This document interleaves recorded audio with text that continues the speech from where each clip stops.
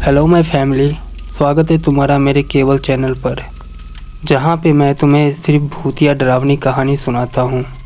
मेरा नाम केवल है और मेरी आज की कहानी मेरी पहली नौकरी।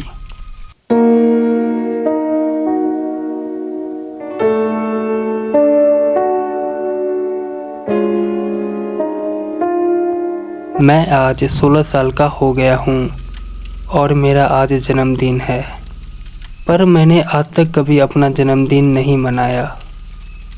मुझे अच्छा नहीं लगता, मुझे सही से याद नहीं है, लेकिन शायद मैं 6 साल का रहा होऊंगा जब मेरी मम्मी पापा का एक कार एक्सीडेंट में मौत हो गई थी। तब से मैं अनाथ आश्रम में ही पला बड़ा हुआ हूँ। मैं काफ़ी दिनों से एक नौकरी की तलाश कर रहा था, पर अभी तक मिला नहीं है। मैं सोच रहा हूँ कि एक नौकरी मिल जाए तो सब अच्छा होगा, कुछ ज़रूरत की चीज़ें और ज़िंदगी में खुल के मज़े कर सकूं। मेरी लाइफ हमेशा उदासी में ही गुजरी है। मुझे किसी से बात करना अच्छा नहीं लगता। मैं अक्सर लोगों से दूर भागता हूं, पर मेरे अंदर सुकून है। मैं अपने कमरे में बैठकर यही सब सोच रहा था, तभी अचानक से मेरे फ़ोन की घंटी बजी। हेलो, मैंने फ़ोन उठाकर फ़ोन का जवाब दिया। सामने से आवाज़ आया, क्या तुम्हारा नाम केवल है? मैंने बोला, हाँ मेरा ही नाम केवल है। उस आदमी ने उधर से जवाब दिया, क्या तुमने नौकरी के लिए अप्लाई किया था? मैं मन ही मन खुश हो गया था। मैंने बोला हाँ। उसने बोला, तुम्हारी जॉब पक्की है। मैं बहुत खुश हुआ। मैंने सैलरी के बारे में उसे पूछा नहीं, बस मुझे एक नौकरी चाहिए थी। उसने फ़ोन रखने से पहले मुझे थोड़ा बहुत काम के बारे में समझाया। मेरे पास कोई डिग्री नहीं थी। उसने मुझे बताया, तुम्हारा काम पोस्टमार्टम डिपार्टमेंट में रहेगा, ऑटोप्सी रूम में, जहाँ पे तुम्हें सीनियर डॉक्टर की मदद करना होगा। तुम्हारा जॉब खासतौर से रात में ही रहेगी, 11 बजे रात से लेकर 6 बजे सुबह तक। मैं थोड़ा सा घबराया, लेकिन हाँ बोल दिया। उसने मुझे एक एड्रेस दिया और बोला, कल से तुम आ जाना। मैं बहुत खुश हुआ। डॉक्टर के साथ में नौकरी, मज़ा आएगा। पर डर भी लगा। मरे हुए लोगों के बॉडी के साथ चीर-फाड़ डरावना था। डॉक्टर के लिए नॉर्मल होता है, इसलिए मैंने ज़्यादा सोचा नहीं। अगले दिन मैं इंतज़ार कर रहा था कि कब रात हो और मैं नौकरी पे जाऊं। सुबह से ही मौसम ख़राब हो चुकी थी, बारिश शुरू हो गई थी। मैं किसी तरीके से हॉस्पिटल में 10:45 तक पहुंच गया था। मैं वहां पे पहुंचकर उसी आदमी को कॉल लगाया जिसने मुझे इस जॉब के लिए कॉल किया था। उसका नंबर स्विच ऑफ आया। मैंने सोचा चलो सीधा अंदर ही चलता है, जो होगा देखा जाएगा। मैं आमतौर पे ये भूत प्रेत, आत्माएं, काला जादू, चुड़ैल पे विश्वास नहीं करता। ना ही मैंने कभी इसे देखा है और ना ही कभी मैंने इसे महसूस किया है। हाँ, पर कुछ किस्से सुने हैं, लेकिन ये कितना सच है कितना झूठ है मुझे नहीं पता। मैं सीधा हॉस्पिटल के अंदर फ्रंट डेस्क पे चला गया, जहाँ पे कुछ लड़कियाँ शायद अपना काम कर रही थी। मैंने उसको जाकर पूछा, मैं नया हूँ, पोस्टमार्टम डिपार्टमेंट में आज से काम करने के लिए मेरा ज्वाइनिंग है। शायद उन लोगों को पहले से ही पता था कि मैं आने वाला हूँ। शायद उसने उन लोगों को बता दिया था। उसी में से एक ने मुझे बोला कि डॉक्टर साहब तो अभी तक आए नहीं, शायद वो कुछ देरी से आएंगे। उनके साथ में ही आपको पोस्टमार्टम रूम में रहना है। इतना बोलकर उसने मुझे अपने साथ में चलने को कहा। वो मुझे अपने साथ में ग्राउंड फ्लोर पे ले जाने लगी। तुम ऑटोप्सी रूम बोलो या पोस्टमार्टम रूम, आमतौर पे ये जगह एकांत पे होता है। मरीज का सेक्शन अलग होता है और इस जगह को एकांत में ही बनाया जाता है। वो मुझे पोस्टमार्टम रूम में लेकर आ गई और बोली, यही है ऑटोप्सी रूम जहां आपको काम करना है। उस मैडम ने मुझे बताया कि आज रात में 3 लाश का पोस्टमार्टम करना है। मैंने बोला ठीक है। वो बोली, आप यहीं पे इंतज़ार कीजिए, डॉक्टर साहब आने वाले ही होंगे। और वो इतना बोलकर वहाँ से चली गई। मैं वहीं पे खड़ा रहा, ऑटोप्सी रूम को देखने लगा। हॉस्पिटल के ग्राउंड फ्लोर में, जहाँ आम लोगों की आवाज़ें कभी नहीं पहुँचती, वहाँ था पोस्टमार्टम रूम। सुनसान गैलरियों से उतरते ही ठंडी हवा का एक झोंका लगा, जिसमें फिनाइल, खून और लाश की सड़ने की गंध आ रही थी। दीवारों की पेंट उखड़ी हुई थी और ऊपर लगी लाइट बार बार झिलमिला रही थी, जैसे किसी अदृश्य चीज़ की परछाई दीवारों पर नाच रही हो। ऑटोप्सी रूम के बीच में एक लंबी स्टील की टेबल रखी हुई थी, चांदी जैसा चमकदार, मगर कुछ पुराने जमे हुए दाग कभी नहीं मिटने वाले खून के। एक ट्रे में एक स्केलपेल, कैंची, बोनसो और चिमटी सजी हुई थी। वे बिल्कुल साफ थी, लेकिन उनकी चमक में कुछ ऐसा था जो डर पैदा कर दे। इसी की मदद से लाश को चीरा जाता है। टेबल पर एक सफ़ेद चादर में एक मृत व्यक्ति की लाश पड़ा हुआ था। बस पैर की अंगुलियां बाहर दिख रही थी, जिसमें एक छोटा सा कागज़ का टैग बंधा हुआ था। कमरे में हर तरफ फिनाइल की गंध फैली हुई थी। कोने में रखी रेफ्रिजरेशन यूनिट हल्की सी आवाज़ में गूंज रही थी। उसके अंदर कई और मृत व्यक्ति की लाशें पड़ी हुई थी, नाम और नंबर के साथ। कभी कभी ऊपर की एसी वाली पाइप से पानी की बूंदें टपकती और वह आवाज़ पूरे कमरे में गूंज उठती, जैसे किसी ने सांस ली हो। दीवार पर लगी घड़ी टिक टिक कर रही थी। हर सेकंड ऐसा लगता जैसे कोई अदृश्य चीज़ धीरे धीरे पास आ रही हो। पहली बार मैं अपने जीवन में मृत लाशों के बीच में अकेला जिंदा इंसान था। मुझे डर नहीं लगा, क्योंकि मुझे मालूम था डॉक्टर साहब किसी भी समय आने वाले ही होंगे। मैं शांत वहाँ पे कुर्सी पे बैठ गया। मेरे चलने की आवाज़ से पूरा रूम गूंज गया था। कमरे में बहुत ठंड थी। सफ़ेद टाई पर लगी हल्की सी गंदगी और पुराने खून के धब्बे चमक रही थी। कभी कभी ऐसा लगता जैसे किसी ने फर्श पर धीरे से चला हो। मैं जैसे ही उस तरफ देखता तो वहाँ पे कुछ नहीं होता।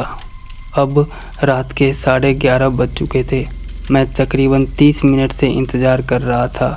मैं अब भी उसी ठंडी कुर्सी पर बैठा था, दोनों हाथों को जेब में डाले, जैसे किसी ठंड साए से खुद को बचाने की कोशिश कर रहा हूँ। लाइट अब भी टिमटिमा रही थी। रेफ्रिजरेशन यूनिट की आवाज़ें अब गूंजने लगी थी। कमरे की दीवारें न जाने क्यों मुझे हिलती हुई नज़र आ रही थी। जब मैं करीब से देखता तो बिल्कुल सही अपने जगह पर। मुझे नहीं पता कब नींद लग गई। अचानक से दरवाजे पे तेज़ आवाज़ के साथ मेरी नींद खुली। सामने से आवाज़ आई, तुम सो रहे हो? यहाँ सोना नहीं होता। अब नींद से मैं जाग गया। दरवाजे पर अपनी आंखें टिका के देखा तो सीनियर डॉक्टर खड़ा था, सफ़ेद कोट पहने, आंखों पर चश्मा और हाथ में फाइल। उन्होंने कमरे के अंदर में कदम रखा। मैंने घड़ी की तरफ देखा तो रात के 2 बज चुके थे। डॉक्टर ने मुझे बोला, सॉरी, मुझे आज आने में देर लग गई। उसने मेरे से पूछा, तुम्हारी उम्र कुछ ज़्यादा नहीं लग रही है? शायद तुम्हारे पास कोई डिग्री वगैरह भी नहीं होगी। मैंने बोला, हाँ। डॉक्टर ने बोला, कोई बात नहीं है। उसने अपने फाइल को टेबल पे रख दिया। उसने फाइल को टेबल पे रखा। कुछ देर के लिए लाइट चली गई और फिर अगले ही पल में वापस आ गई। डॉक्टर ने मुझे मुस्कुराते हुए बोला, तुम्हें कुछ महसूस भी हुआ? मैंने कहा, नहीं, मुझे तो सब सही लग रहा है और मेरा आज पहला दिन है, तो मैं कोई महसूस भी नहीं कर पा रहा हूँ। फिर डॉक्टर ने बोला, यहाँ इतना ठंडा क्यों है? एसी तो बंद है ना? मैंने कहा, हाँ सर, एसी बंद है। डॉक्टर ने टेबल पर पड़ी सफ़ेद चादर को देखा और बोला, इसका टैग देखो, क्या नाम है इसका? मैंने उस लाश को देखा तो उसके पैर की अंगुलियों से टैग गायब थी। जब मैं यहाँ पे आया था तो अपनी आंखों से उस अंगुली पे टैग को लगा देखा था। मैंने घबराकर इधर उधर देखा पर वो कहीं नहीं था। डॉक्टर ने मेरे से पूछा, किसने हटाया इसे? मैंने बोला, मुझे नहीं पता। डॉक्टर ने बोला, कोई बात नहीं है, तुम इस लाश पर से चादर हटा दो। मैंने डॉक्टर को देखा, वो बस देख रहे थे, जैसे उसे पता हो कि आगे क्या होने वाला है। मैं धीरे धीरे सबके पास में गया।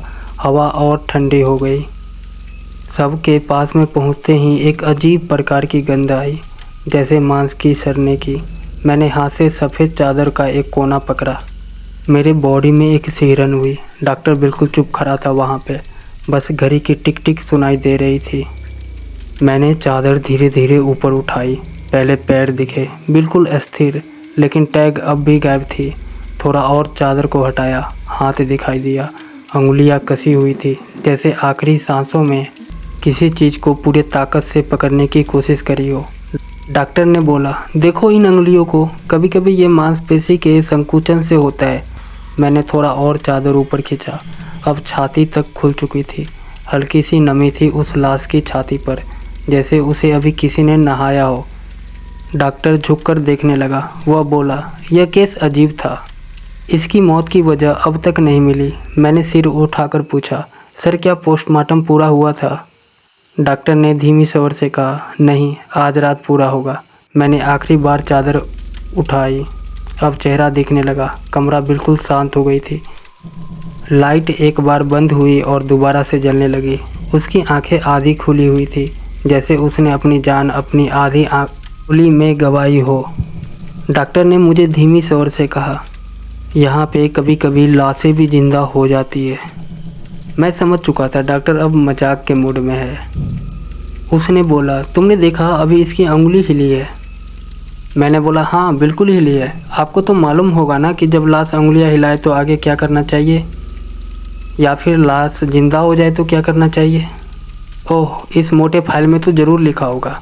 डॉक्टर ने थोड़ा सा हंसा। डॉक्टर ने बोला, अगर लाश जिंदा हो जाए तो सबसे पहले भागो, ऐसा फाइल में लिखा हुआ है। डॉक्टर ने बोला, मेरे पीछे ध्यान से देखो, शायद कोई खड़ा है। मैंने बोला, हाँ, वो आपका पहला पोस्टमार्टम का मरीज़ है, शायद आपके पोस्टमार्टम का फीडबैक देने आया हो। डॉक्टर ने मुझे हैरानी से देखने लगा। ओह, हेलो, माफ़ी चाहूँगा कहानी को यूँ बीच में रोकने के लिए। शायद तुम कहानी में खो गए थे, लेकिन ज़रा अपने आसपास में एक बार देख लो, कोई है तो नहीं। मैं भी चेक कर लेता हूँ। मुझे ऐसा फील हुआ है कि मेरे पास में कोई है। मैं बस 30 सेकंड में चेक करके आया। इतनी देर में तुम एक गिलास पानी पी सकते हो उठ के। और अगर इस वीडियो को देख रहे हो, अच्छा लग रहा है तो चैनल को सब्सक्राइब कर देना। कहानी सुनते सुनते भूल मत जाना कि मैं कितना मेहनत कर रहा हूँ ये वीडियो बनाने में, वॉइस को रिकॉर्डिंग करने में। खैर, तुमने अपने आसपास में देख लिया, कोई नहीं है ना? पक्का? तो चलो अब कहानी शुरू करते हैं। 30, 29, 28, 27, 26, 25, 24, 23, 22, 21, 20, 19, 18, 17, 16, 15, 14, 13, 12, 11, 10, 9, 8, 7, 6, 5, 4, 3, 2 एंड लेट स्टार्ट। उस डॉक्टर साहब ने मुझे बोला, पता है तुमसे पहले भी एक यहाँ आया था। वो आया तो था लेकिन कभी जा नहीं पाया। उनकी बातों में कुछ जादू था जो मुझे सच में सच लगा। मैंने अपने डर को पीछे छोड़ते हुए कहा, अब इस लाश का क्या करना है? उन्होंने बोला, तुम्हें डर नहीं लगता? मैंने बोला, नहीं लगता। डॉक्टर ने बोला, ठीक है, फिर तुम लाश का पोस्टमार्टम करोगे? मैंने हैरानी से पूछा, मुझे नहीं आता, मैं कैसे करूँगा? मुझे तो कुछ पता ही नहीं है। उन्होंने बोला, ठीक है, तुम ही करोगे, मैं जैसे जैसे बोलता हूँ वैसे वैसे करना। मैं बोला, चलो ठीक है। डॉक्टर बताता गया और मैं लाशों में चीरा लगाता गया। बीच बीच में वो मुझे घूर के भी देखता रहता था। पहले बॉडी पे चीरा लगाने के बाद उसने बोला कि इसका जांच बाद में करेंगे, अब तुम दूसरी लाश लेकर आओ। मैंने रेफ्रिजरेशन यूनिट का दरवाज़ा खोला और उसमें एक और लाश पड़ी हुई थी।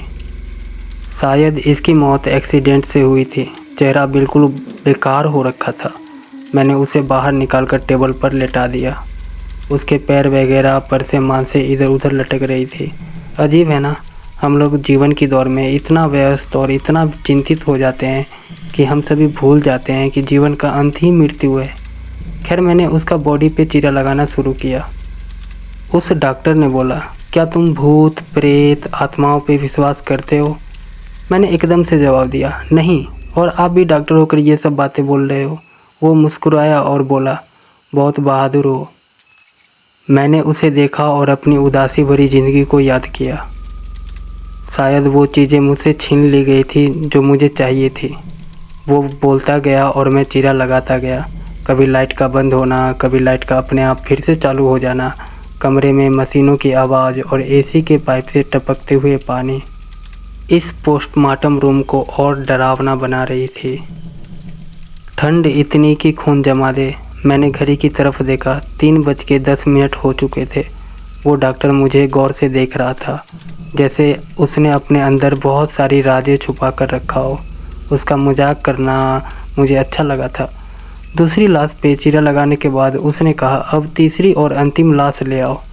मैंने बोला, इतनी भी क्या जल्दी है, आराम से करते हैं ना। वो बोला, जल्दी जल्दी अपना काम कर लो, फिर आराम करना।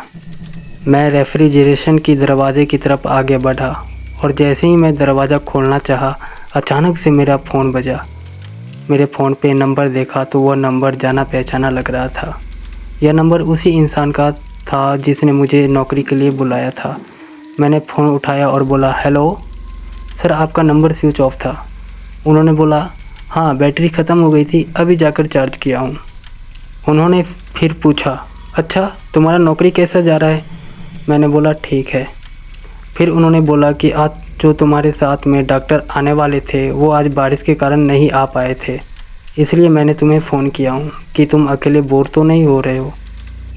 मेरे हाथ से फ़ोन छूट गई, मेरे दिल की धड़कन रुक सी गई। मैंने धीरे धीरे उस व्यक्ति को देखना चालू किया जो अभी तक डॉक्टर बनने का नाटक कर रहा था, पर सच तो ये है कि वो डॉक्टर आया ही नहीं था।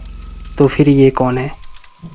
एक ठंडी रेंगती हुई खौफ ने मेरे पूरे शरीर को पकड़ लिया। मेरे नसें जकड़ गई और मेरा खून जैसे जम सा गया। हर आवाज़ अब बढ़ चढ़कर सुनाई दे रही थी। फ्रिज की आवाज़, पानी की बूंद और मेरी खुद की कपकपाती सांसें। लाइट झिलमिलाई, दीवारों पर किसी इंसान की परछाई असंभव रूप से बनते दिख रही थी। एक ठंडी हवा चलने जैसे प्रतीत हुई, जबकि कमरे की सारी खिड़की बंद थी। खून और किसी चीज़ की बदबू मेरे गले में अटकने लगी। दिमाग चीख रहा था कि कुछ समझ में आ जाए। मेरी नज़रें धुंधली हो गई थी, घुटने कमज़ोर हो गए थे। ये जवाब चाहिए था कि सच में ये व्यक्ति कौन है। मैं बोलने की कोशिश करता हूँ लेकिन होठ नहीं हिलते, हाथ काँप रहे थे। मैंने धीरे आवाज़ में बोला, आप कौन हो? वो मुझे देखकर मुस्कुराया और बोला, तुम तीसरी बॉडी निकालो। मेरा दिमाग अब काम करना बंद कर दिया था, बस मैं अब कुछ सोच नहीं पा रहा था। मैंने कांपते हाथों से उस रेफ्रिजरेशन के दरवाजे को खोला। मैंने जैसे ही दरवाजे को खोला, एकदम सी ठंडी हवा मांस की सड़ने की गंध के साथ मेरे नाकों में गई। मेरा दिल एकदम थम सा गया। फ्रिज के भीतर मैं अपनी आंखों से उसी इंसान का शव देखा। वही चेहरा जो अभी तक मेरे साथ डॉक्टर बनकर नाटक कर रहा था, वही मुस्कान, वही चेहरे पर झुर्रियाँ, वही कपड़े, लेकिन अब बिल्कुल एक लाश। मुस्कान सूख चुकी, आंखें खाली और चेहरे पर कुछ ऐसा शांतिपन जो जिंदा चेहरे पर कभी नहीं होता। कोशिश की सांस लेने की, लेकिन सांस रुक गई। पैर की तरफ से डर पेट से उठकर गले में अटक गया। इतनी ठंड में भी पसीना बहने लगा। क्या मैं पागल था? मैंने उसकी तरफ देखा, वो अभी भी मुस्कुरा रहा था और मुझे घूर रहा था। मेरी यादों के टुकड़े बिखरने लगे।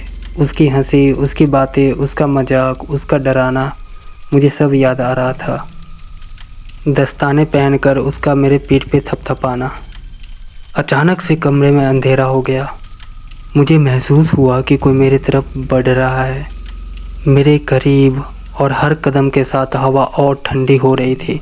मेरी सांसें रुक रही थी, मेरे हाथ काँप रहे थे। बिल्कुल अंधेरा हो चुका था। मैं हिलना चाहता था लेकिन मेरा शरीर जैसे बिल्कुल पत्थर हो गई थी। मैंने फिर एक ठंडी सांस अपने गर्दन पे महसूस की और धीमे से एक आवाज़ आई, पोस्टमार्टम की जॉब में तुम्हारा स्वागत है केवल। अचानक से रोशनी जली। वो इंसान गायब हो चुका था। पूरा कमरा अब सामान्य हो चुका था। मेरी सांसें अब पहले जैसी तेज़ नहीं थी। मैं उस व्यक्ति की लाश को देखने लगा, करीब से, बहुत करीब से, लेकिन मैं अब डर नहीं रहा था।